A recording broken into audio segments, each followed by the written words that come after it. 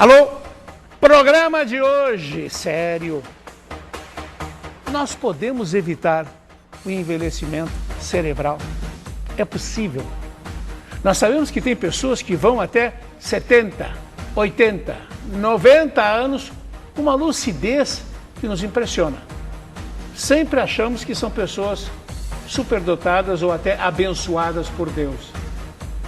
Agora eu tenho na minha frente o professor Juarez Calegaro. Eu vou perguntar o que você já está pensando. Professor, é possível retardar o envelhecimento cerebral e também ser abençoado por Deus? Sim, já existe uma associação com 140 mil médicos chamada Anti-Aging, que começou com a Associação Médica Americana. Anti-envelhecimento. Anti-envelhecimento. Começou com a Associação Médica Americana, já está espalhada, eu faço parte dessa associação, não é? Assim, no Brasil, além disso, tem esse curso que a gente dá de medicina biomolecular, amparado pela lei, né? Amparado pela uma resolução do Conselho Federal de Medicina que agora reconhece a medicina ortomolecular e biomolecular como científica. E então, quem falar que é charlatanismo pode até ser processado. É bom que os médicos saibam, não é, que essa resolução passou a vigorar desde o ano passado, 2010. E o primeiro curso pela Associação de Medicina Biomolecular do Brasil, eu faço parte do módulo casualmente, de ortomolecular, medicina ortomolecular e biomolecular aplicada à prevenção, tratamento e prevenção de doenças mentais. Cérebro, portanto, que é Alzheimer, Parkinson, depressão, que triplicaram nos últimos 20 anos. Já vamos entrar. Linus Pauling ganhou o prêmio Nobel ao descrever, ao constatar, ao dosar o que tem na laranja. Vitamina C. Ele ganhou o prêmio Nobel de Medicina, que é uma coisa grande, grande mesmo. Com a descoberta, a classificação, ele padronizou o uso e fez as indicações. A sua indicação inicial era um pouco alta, hoje se diminuiu, ele estava na base dos 12 gramas por dia. Na revista Time, ele disse, se eu soubesse que eu sei hoje, eu não tomaria os 10, que eu aprendi com ele, que eu tirei o curso com ele, ele tomava 10. 10. E ele diz assim, eu tomaria hoje 18 gramas, porque 18 gramas faz a gente empurrar o câncer no mínimo 20 anos em relação aos familiares que têm a mesma incidência de câncer. Bom, logo depois, alguns anos depois, ele volta a ganhar o prêmio Nobel. Sim. Aí foi o da paz. Porque ele provou que a radiação, entende, de uma bomba, contaminava porque dava um giro de 8 voltas em torno do mundo e ia cair no mesmo lugar que ia a bomba. Então, o hemisfério sul, que largaram mais de 500 bombas, ficou contaminado, pior que a usina de Chernobyl. O nosso leite e a nossa carne, quando os pesquisadores de São Paulo viram aquela carne querendo ser vendida, eles começaram a comprar do Chernobyl, que era menos radioativa que a nossa. É preciso ser dito que vários testes nucleares, inclusive abertos, foram feitos pelos franceses nos atóis, vários atóis. O de Bikini foi o famoso atol que deu nome ao Bikini, e lá se fez grandes explosões de oxigênio, explosões nucleares e explosões da bomba de hidrogênio. Essa radiação percorreu o mundo depois. É isso que o professor se refere. É muito importante. Nós temos uma radiação tão grande como essa, que causa câncer, e o doutor Otto Warburg ganhou 2 prêmios Nobel por mostrar isso, né? Que é a radiação vinda do nosso mitocôndria. E o estresse, tanto de origem social, como psicológica, como de déficit de nutrientes e excesso de poluentes, portanto alimentar, ele pode causar um vazamento nessa usina, que a mitocôndria é uma fábrica de baterias, mas pode vazar radical livre. Que tem dentro da célula. Tem em todas as células do organismo, 100 trilhões. Então, quando a gente são pequenas fábricas dentro da célula. Isso, e agora mais de 500 mecanismos se descobriram nos congressos agora que a mitocôndria Mitocondriopatia, que a gente achava que é genética, não é.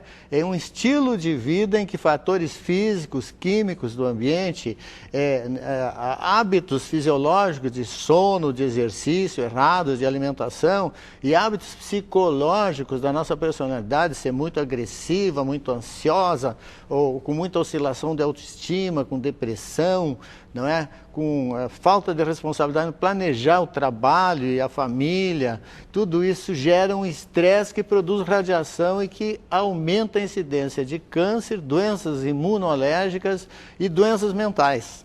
Né? Professor Calegari, psiquiatria. Sim. Por quê? Porque a psiquiatria, ali no cérebro, agora você descobriu uma novidade.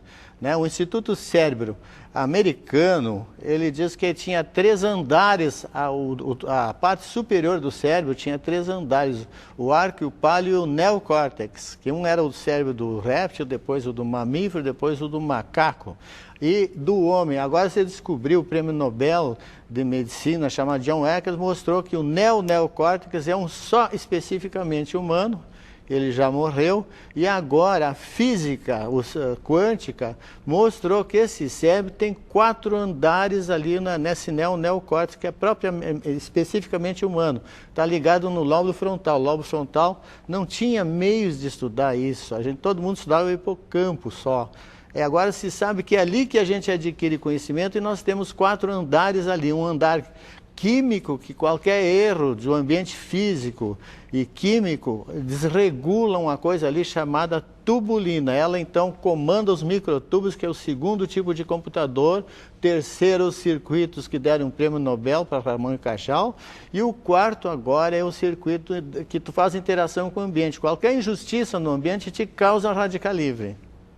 E tu envelhece antes do tempo.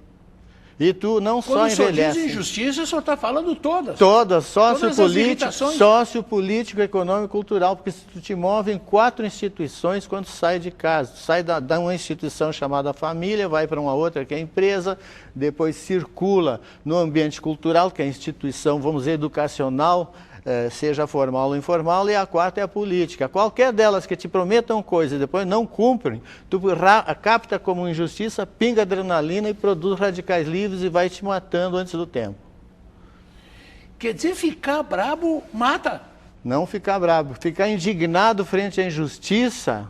Não é as pessoas boas, por que morrem mais cedo? Porque elas não perdem a capacidade de ficar indignado frente à injustiça. Então o bom dura menos. E o ruim então, se vai. O ruim ele fica um débil mental, como quem levou um eletrochoque de tanta injustiça, ficou um imbecil feliz, se conformou com as injustiças. Depois que fizeram aquilo com ele nunca mais foi o mesmo.